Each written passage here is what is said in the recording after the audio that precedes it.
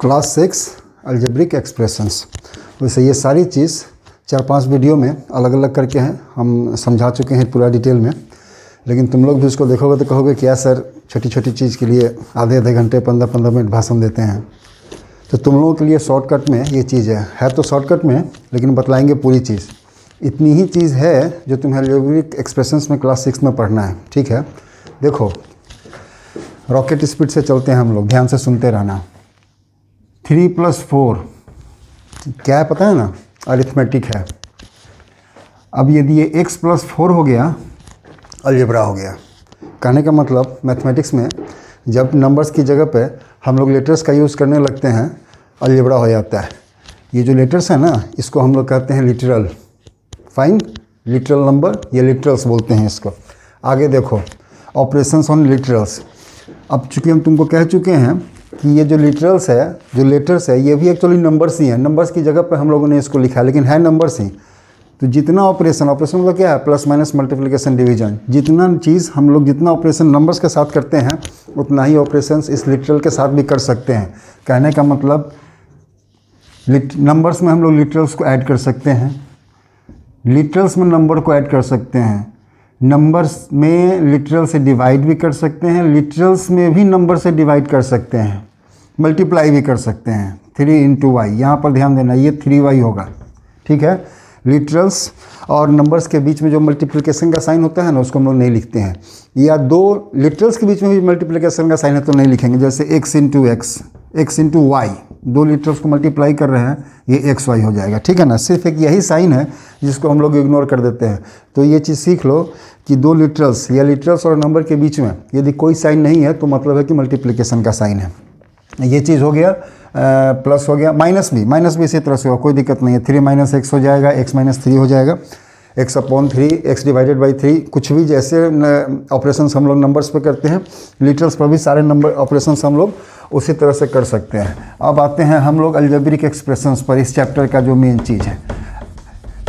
जैसे ही हम लोग नंबर्स को लिटरल्स के द्वारा डिनोट करके कुछ भी लिखते हैं, वो सारा अलजेब्रिक एक्सप्रेशन है, एक लाइन में यही समझ लो, ठीक है। एक अलजेब्रिक एक्सप्रेशन हमने यहाँ लिख रखा है। तो अलजेब्रिक एक्सप्रेशन की जब बात चलती है ना, तो लिटरल्स है उसको हम लोग वेरिएबल्स कहते हैं। वेरिएबल्स क्यों कहते हैं? वेरी का मतलब होता है चेंज, जो चेंज हो सकता है, चेंज हो गया। तो वेरिएबल, उसकी वैल्यू हमेशा चेंज होती है। एक्स की वैल्यू एक क्वेश्चन में कुछ आएगी, दूसरे क्वेश्चन में कुछ आ जाएगी। और दूसरा चीज़ होता है कांस्टेंट, जिसकी वैल्यू चेंज नहीं हो सकती है। कांस्टेंट मतलब फिक्स है, उसकी वैल्यू 2 की वैल्यू 2 ही रहेगी, 3 की वैल्यू 3 ही रहेगी। इस क्वेश्चन में, उस क्वेश्चन में, किसी भी क्वेश्चन में जाओगे उसकी वैल्यू फिक्स रहेगी। इसलिए अलजेब्रिक एक्सप्रेशन में दो चीज़ आते हैं, कांस्टेंट एंड वेरिएबल्स। कांस्टेंट्स और वेरिएबल्स को मिलाकर 4 ही साइन है ना, प्लस माइनस डिवीजन मल्टीप्लिकेशन। तो कांस्टेंट एंड वेरिएबल्स को जब इस चारों साइन में से किसी एक से या ज़्यादा से हम लोग कंबाइन करके लिखते हैं, वही अलजेब्रिक एक्सप्रेशन होता है। जैसे सबसे छोटा सा सपोज करो 3y, ये भी अलजेब्रिक एक्सप्रेशन है।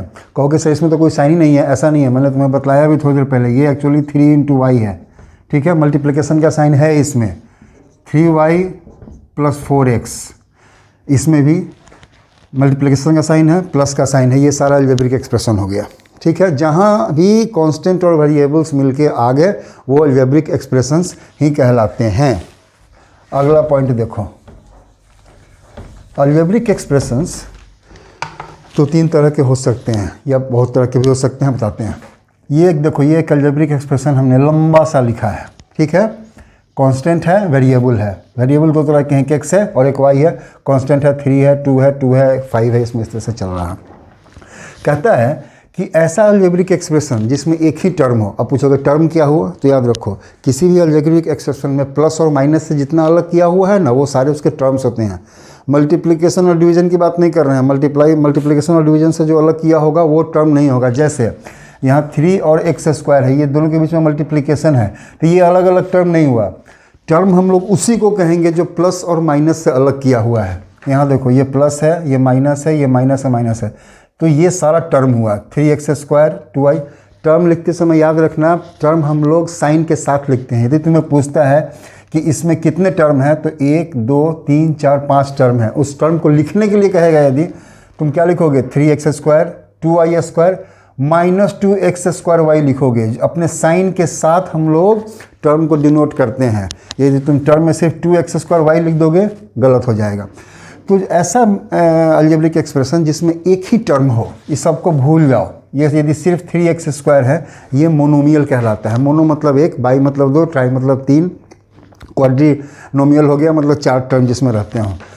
एक टर्म मोनोनोमियल, यदि यहाँ से लेके यहाँ तक देखोगे ये बाइनोमियल हो गया, यदि इतनी देर देखोगे ये ट्राइनोमियल हो गया। अब इसको सारे जो जितने भी नोमियल्स हम बात करें, इसको मेनली दो ही जगह डिवाइड कर देते हैं। एक होता है मोनोमियल जिसमें एक टर्म हो, उसके बाद बाइनोमियल, ट्राइनोमियल, जितने भी दो या दो से ज़्यादा टर्म हो सारे इकट्ठा कलेक्टिवली हम लोग इसको पोलिनोमियल बोलते हैं। फाइन, ये हम लोग बहुत यूज़ करेंगे पोलिनोमियल्स का, याद रखना।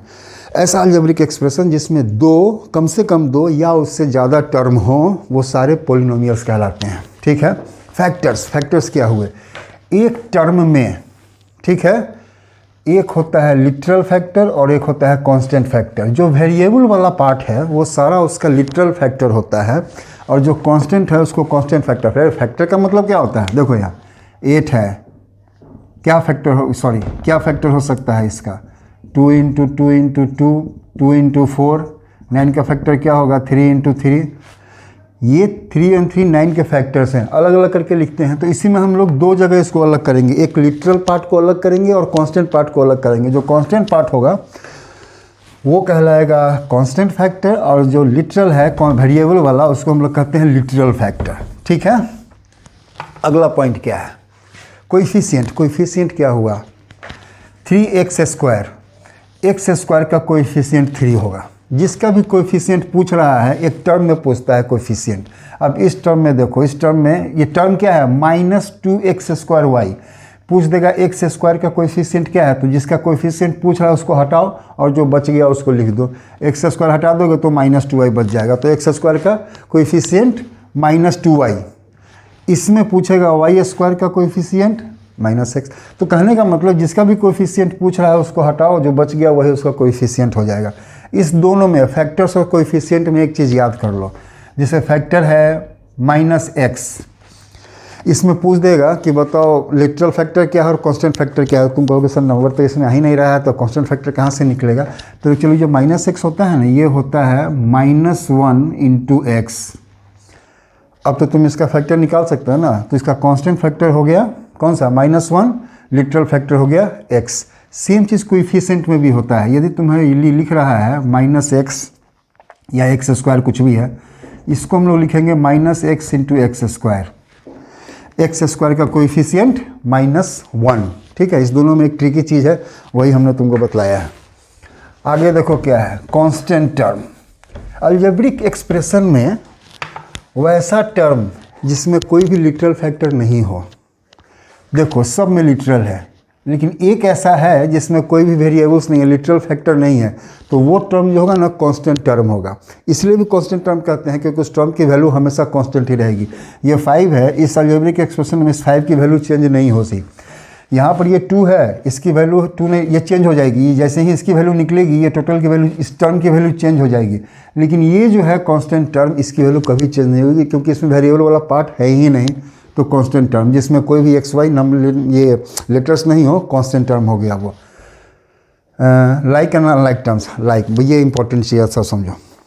लाइक कैसे क्या होता है? लाइक मतलब होता है एक समान, देखने से जो एक जैसा लगे। जैसे 4x², एक दूसरा टर्म लो x², तीसरा टर्म लो 3x²। ठीक। अगला लिखो, इधर हो जाता है तुमको 3xy, 2yx, और देख लो x² yx², 4x² y। ठीक है। वेरिएबल वाला पार्ट जो है फैक्टर इसको बोलते हैं। ठीक है ना। देखो इस तीनों में बराबर है, कहने का मतलब ये तीनों का तीनों फैक्टर जो है, ये जो टर्म है ये लाइक टर्म्स है। इसलिए कि वेरिएबल वाला पार्ट जो है, कौन सा फैक्टर? लिटरल फैक्टर, इसका सेम है। इसमें भी x², इसमें भी x², इसमें भी x²। ये तीनों लाइक टर्म्स हुए। इसमें भी देखो xy है और yx है। तुम कहोगे ये अलग अलग है, लेकिन ऐसा नहीं है, दोनों एक ही चीज़। 2 इंटू 3, ये 3 इंटू 2 एक ही चीज़ होता है। एक्स वाई है, आगे पीछे लिख देने से वो चेंज नहीं हो जाएगा। तो 3xy और yx दोनों ये जो फैक्टर्स हैं ये सेम ही हैं, इसलिए ये दोनों लाइक टर्म हो जाएगा। इसमें देखो x स्क्वायर वाई है, वहाँ yx स्क्वायर है और यहाँ 4x स्क्वायर वाई है। यदि तुम इसमें लिटरल फैक्टर को देखोगे तो तीनों में एक ही है, थोड़ा सा आगे पीछे कर दिया है लेकिन है चीज़ वही। तो ये तीनों लाइक टर्म्स हो गए। अनलाइक टर्म्स क्या होते हैं? जिसके लिटरल फैक्टर एक जैसे नहीं है, जैसे ये और ये अनलाइक टर्म्स हो गया, ये और ये अनलाइक टर्म्स हो गया। मतलब जिसका ये वेरिएबल एक्स वाई वाला पार्ट इक्वल नहीं है वो सारे अनलाइक टर्म्स हो गए। सीधी सी बात है, एक जैसा दिख रहा है, कौन सा? नंबर वाला पार्ट नहीं, लिटरल फैक्टर। एक जैसा है सारे लाइक टर्म्स, एक जैसा नहीं है सारे अनलाइक टर्म्स। अगला क्या कहता है? Value of algebraic expression. कैसे हम लोग किसी की वैल्यू अलजेब्रिक एक्सप्रेशन की निकालते हैं? अरिथमेटिक में कुछ भी दिया रहता है, हम लोग प्लस माइनस डिवीजन मल्टीप्लिकेशन किया, इस वैल्यू निकाल दी। इसमें तो कुछ दिए हुए नहीं है, लेकिन यदि यहाँ लिखे हुए हैं 4x + 3y, अब इसको तुम ऐड कर नहीं सकते हो, लेकिन यदि तुम्हें बोल देता है कि x की वैल्यू जो है सो 2 है और y की वैल्यू भी 2 है, तो हम लोग इसकी वैल्यू इसमें पुट करेंगे, क्या हो जाएगा? ये 4 इंटू एक्स की वैल्यू 2, तो 2 हो गया, और यहाँ 3 y की वैल्यू है 2, इसको भी मल्टीप्लाई कर दो। जैसे ही किसी अलजेब्रिक एक्सप्रेशंस में हम लोग वेरिएबल्स का जो न्यूमेरिकल वैल्यू है उसको जैसे ही पुट करते हैं, वो हमारे पास अरिथमेटिक एक्सप्रेशन चला आता है, जिसको हम लोग ईजिली इवेलुएट कर सकते हैं। ये जो प्रोसेस है वैल्यू पुट करने का, इसको हम लोग कहते हैं सब्स्टिट्यूशन। सब्स्टिट्यूट करने का मतलब क्या होता है? एक चीज़ को बदल के दूसरा चीज़ डाल देना। हमने यहाँ x की वैल्यू, मतलब x का न्यूमेरिकल वैल्यू जो है उसको सब्स्टिट्यूट कर दिया, इसकी को सब्स्टिट्यूशन मेथड बोलते हैं। वैल्यू पुट किया, अब हमारे पास आ गया अरिथमेटिक, हम इसको इजीली सॉल्व कर सकते हैं। ये हो गया 8 और ये हो गया 6, हमारे पास आ गया 14। फाइन। तो जैसे ही अलजेब्रिक एक्सप्रेशंस में जितने भी वेरिएबल्स दिए हुए हैं, यदि उसकी वैल्यू हमें पता चल जाए, सीधे उसकी वैल्यू रखो, वो निकल जाएगा। यदि कहीं है या इस तरह से है 3x स्क्वायर है और दिए हुए है कि x की वैल्यू 2 है, कैसे निकालेंगे? इवेलुएट करेंगे। 3 इंटू एक्स की जगह पर 2, पावर तो है ही, ये हमारे पास कितना आ गया? 3 इंटू 2 टू द पावर 4, ये हमारे पास आ गया 12। वैल्यू निकल गई। कुछ नहीं है, जैसे ही वेरिएबल्स जो हैं उनका न्यूमेरिकल वैल्यू तुम डालोगे, सब्स्टिट्यूट करोगे, तुम्हें जो एक्सप्रेशन है वो अलजेब्रिक एक्सप्रेशन, उसकी वैल्यू तुम्हें मिल जाएगी। फाइन। अगला कहता है एडिशन। एडिशन और सब्ट्रैक्शन। इस क्लास में हम लोगों को अलजेब्रिक एक्सप्रेशंस के बस यही दो चीज़ पढ़ने हैं, एडिशन और सब्ट्रैक्शन ही पढ़ना है। कैसे होता है? ठीक है, नॉर्मल यदि अरिथमेटिक में रहता C++ जोड़ घटा करके निकल जाते। रूल है इसमें, एक ही रूल है, जो लाइक टर्म्स हैं उसी को हम लोग सब ऐड कर सकते हैं या सब्ट्रैक्ट कर सकते हैं। आम में आम ही जोड़ सकते हैं। एक टोकरी में यदि 10 आम है, दूसरी टोकरी में 10 आम है, दोनों को मिला के एक ही टोकरी में करोगे ना तो 20 आम हो जाएंगे। ठीक। लेकिन यदि एक जगह 10 आम है और दूसरी टोकरी में 10 नारंगी है या कोई और फल है, उसको मिला दोगे ना तो वो 20 आम नहीं हो जाएगा, नहीं वो 20 नारंगी हो जाएगा। हम लोग इंडिकेटिवली उसको लिख सकते हैं 10 मैंगोस प्लस 10 ऑरेंजेस, ये बस यहीं तक रहेगा, इसके आगे नहीं जाएगा। सेम चीज़ इसमें भी है, लाइक टर्म को हम लोग ऐड कर सकते हैं। जैसे यदि कहता है कि 4x + 3y है, इसमें तुम ऐड करो 2x + y को। कहने का मतलब इसको और इसको ऐड करने के लिए कह रहा है। कैसे करेंगे हम लोग? 4x + 3y + 2x + y। Fine. अब यहाँ लाइक टर्म क्या है? लिटरल फैक्टर को देखो, यहाँ x है, देखो इसमें कहाँ कहाँ x है, तो यहाँ भी सेम यही चीज़ आ रहा है, तो ये दोनों हम लोग ऐड कर सकते हैं। कैसे ऐड करते हैं? पहले इकट्ठा लिख लो 4x + 2x, उसके बाद ये 3y आया और यहाँ y है, ये दोनों एक ही चीज़ है। हम लोग लिटरल फैक्टर को बाहर निकाल देते हैं, न्यूमेरिकल पार्ट जो है ना उसी को जोड़ते हैं, तो इसका हो जाएगा 4 + 2, x ऐसे ही रहेगा, और इसमें हो जाएगा 3, यहाँ 1 है, 3 + 1, और जो वेरिएबल है वो बाहर आ जाएगा। क्या हमारे पास आ गया? 4 + 2 6x + 4y, ऐसा ही हो गया। यदि तुम सीधे इसको जोड़ लेते कोई टेंशन नहीं था, 4x और 2x 6x हो गया और 3y + y 4y हो गया, देखो वही आंसर आया है। इसको जोड़ने का कॉलम मेथड तरीका है, वो भी है बहुत इंपॉर्टेंट है, हम लोग उसी तरह से जोड़ते हैं। क्या करते हैं? 4x + 3y जो जोड़ना है ना उसमें से सेम जो लाइक टर्म्स है उसी को ऊपर नीचे लिखते हैं। अब 2x है, देखो 2x का लाइक टर्म्स है, ये 4x, इसी के नीचे इसको लिखेंगे 2x, और y इसका लाइक टर्म है यहाँ y, तो यहाँ हम लोग लिखेंगे y। अब इसको सिंपली होली वर्टिकली हम लोग कॉलम मेथड है, इसको जोड़ देते हैं ऊपर से नीचे। ये हो गया 6x और ये हो गया 4y। आ गया आंसर। यदि माइनस करने की बात होती है सबट्रैक्शन, उसमें क्या होता है, सो देखो उसमें एक हल्का सा रूल लगाना पड़ता है कि जिसको माइनस करना है ना हम लोग उसका साइन चेंज कर देते हैं, और साइन चेंज करने के बाद ऐड ही करते हैं उसको भी। अब यहाँ पे यदि इसको माइनस करना होता तो हम लोग क्या लिखते हैं, 4x + 3y, और माइनस करना है हमें 2x + y, ये सबट्रैक्ट है। इसको माइनस कैसे लिखेंगे हम लोग, 4x + 3y, इसको माइनस करना है कॉलम मेथड से, तो यही है। इसको माइनस करना है तो हमने क्या किया, साइन चेंज कर देते हैं, ये प्लस है तो ये माइनस हो गया, और ये प्लस है तो ये भी माइनस हो गया। अब हम इसको और इसको ऐड कर देंगे, जैसे यहाँ ऐड कर रहे थे ना उसी तरह ऐड कर देना है। अंतर क्या है, अब हम लोग इस साइन को नहीं मानेंगे, जो हमने चेंज किया इसको मानेंगे। 4x - 2x कितना हो गया, 2x, और 3y + 2y, यही हमारे पास इसका आंसर आ गया। तो इसी तरह से एडिशन और सब्ट्रैक्शन करते हैं हम लोग। इसको तुम हॉरिजॉन्टली भी कर सकते हैं। हॉरिजॉन्टली में क्या होता है, एक चीज़ यूज होता है जिसको हम लोग कहते हैं ग्रुपिंग सिंबल्स। ग्रुपिंग सिंबल की जरूरत, जो ग्रुप बनाते हैं, किसी से बनाते हैं तो हम लोग उसके लिए पैरेंथेसिस, ब्रैकेट्स जितने भी हैं ना उसी का यूज़ करते हैं, पैरेंथेसिस का, ब्रेसेस का या बिग ब्रैकेट का, जिससे जैसे जरूरत पड़ी हम लोग अलग अलग ब्रैकेट्स को यूज़ करते हैं। एक्चुअली उसकी ज़रूरत ही पड़ी इसी सब्ट्रैक्शन के लिए। यदि प्लस करना था ना कोई टेंशन नहीं था, देखो ये है और ये है, हमने सीधे प्लस किया, बीच में एज इट इज़ लिख दिया। ये सीधा वाला बहुत सीधा, प्लस वाला बहुत सीधा है, कोई टेंशन नहीं रहता। लेकिन ये माइनस वाला है ना बहुत बदमाश है, देखो माइनस करने की जरूरत पड़ी, सारे का साइन चेंज करना पड़ गया। इसी के लिए हम ग्रुपिंग सिम्बल्स का यूज़ करते हैं। ये कैसे है, इसको थोड़ा मिटाओ।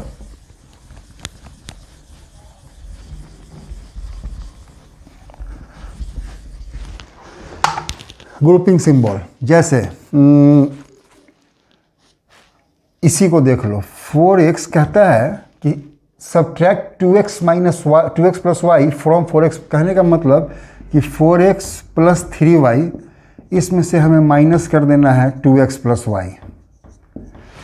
ये यही कहना चाहता है, मतलब दो अलग अलग अलजेब्रिक एक्सप्रेशंस हैं, उसको जब हम लोग कंबाइन करते हैं ना तो हम लोग ग्रुपिंग सिंबल का यूज़ करते हैं। यदि तुम बिना ग्रुपिंग सिंबल के लिख दोगे, जैसे यह था, हमने ये लिख दिया, ठीक, अब पता नहीं चल रहा है कि ये जो हमने ऐड कर रहे हैं, ये ऐड करने के लिए दिया क्या हुआ था।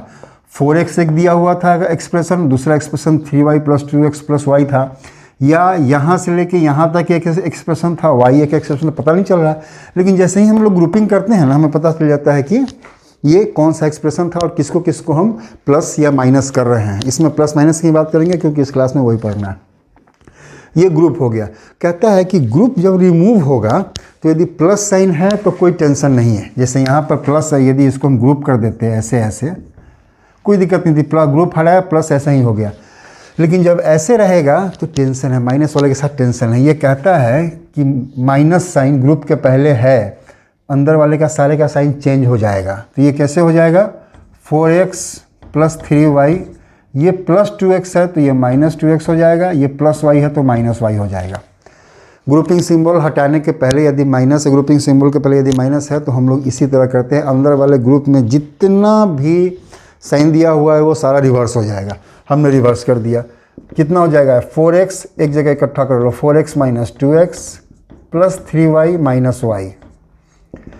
जो कांस्टेंट फैक्टर है उसी को हम लोग एक जगह सॉल्व करते हैं। तो 4 - 2 ये हो गया x, और ये हो गया 3 - 1 y। क्या आ गया हमारे पास, 2x + 2y। इसके पहले भी वही आया था। तो ग्रुपिंग सिंबल का हम लोग यूज़ अलग अलग जो एक्सप्रेशंस हैं उनको कंबाइन करने के लिए करते हैं, और ख़ासकर जहाँ माइनस वाला टेंशन देते हैं ना, इसी के लिए इसका यूज होता है। एक बात याद रखना, एक साथ एक ही एक्सप्रेशन में एक से ज़्यादा ग्रुप भी आ सकते हैं। तो जो इनर मोस्ट ग्रुप होगा, जो सबसे अंदर में ग्रुप होगा, तो सबसे अंदर में जो छोटा ब्रैकेट होता है वो होता है, उससे ज़्यादा बड़ा ग्रुप होगा तो ब्रेसेस का यूज़ करते हैं, करली ब्रैकेट, और उससे भी यदि बड़ा होगा बिग ब्रैकेट। सबसे पहले हम लोग जो छोटा वाला ब्रैकेट है, जो इनर मोस्ट ब्रैकेट है, ग्रुप है, उसको सॉल्व करते हैं। कैसे सॉल्व करेंगे, मतलब क्या हुआ कि माइनस है, ये दिया हुआ है तो हम लोगों ने सारे का साइन चेंज किया, हटा दिया। हटाने के बाद जो एक नया एक्सप्रेशन, एक नया ग्रुप मिलेगा हम लोगों को, उसमें भी यदि लाइक टर्म्स हैं उसको हम लोग पहले शॉर्ट करके छोटा करेंगे, सॉल्व करके फिर उसका पैरेंथेसिस या सॉरी जो भी उसमें दिया हुआ है उसको उसके साइन के हिसाब से हटा देंगे। यदि प्लस है तो सीधे हटाएंगे, माइनस है तो सारे का साइन चेंज करके हटाएंगे। इतना ही है जो अलजेब्रिक एक्सप्रेशन में क्लास 6 में तुम लोगों को पढ़ना है। यदि पूरा डिटेल से जानकारी चाहिए तो अलग अलग 4-5 वीडियो है, कोई 10 मिनट 15 मिनट 20 मिनट इस तरह का है, उसमें देखो, उसमें डिटेल में इन सारी चीज़ों की जानकारी थोड़ा ज़्यादा समझा कर दिया हुआ है। नहीं तो मैंने जितना तुम्हें समझाया है काम इतने से भी तुम्हारा चल सकता है।